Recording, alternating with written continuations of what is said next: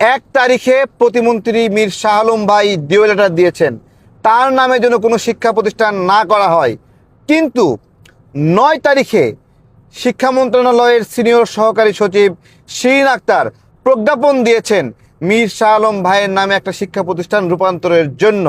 আমার কথা, 1 তারিখে যদি তিনি ডিও লেটার দিয়ে থাকেন তাহলে সিনিয়র সহকারী সচিব শিরিন আক্তার কি কারণে এই প্রজ্ঞাপনটা দিলেন, কি কারণে এই বিব্রতকর অবস্থা সৃষ্টি করলেন? মীর শাহ আলম ভাই আমাদের এলাকার বড় ভাই, তার পরিবার বিষয়ে আমরা জানি। তিনি শুধু 1-2টা প্রতিষ্ঠান না, তার পরিবার অন্তত 10টা প্রতিষ্ঠানের জন্য জমি দিয়েছে, অর্থায়ন করেছে। আমাদের এলাকার ট্রেডিশন, আমার নানার পরিবার স্কুলের জন্য বড় একটা 10 বিঘার মতো জমি দিয়েছিল। সেইখানে সেই ফ্যামিলি লিগ্যাসি অনুযায়ী সেই পরিবারের নামে স্কুলটা নামকরণ হয়েছে। আমাদের এলাকায় এই ধরনের নামকরণ খুবই স্বাভাবিক। জমি যে দেয় একটা স্কুলের জন্য, কলেজের জন্য, তার নামে সেই স্কুল কলেজটা হয়।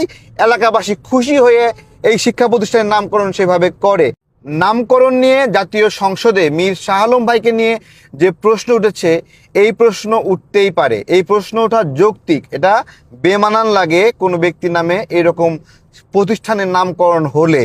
কিন্তু দেখুন, সংসদে এই কথাটা ওঠার আগে উনি নিজে উপযাচক হয়ে 1 তারিখে উনি চিঠি দিয়েছেন যে ওনার নামে যেন কোনো প্রতিষ্ঠান করা না হয়।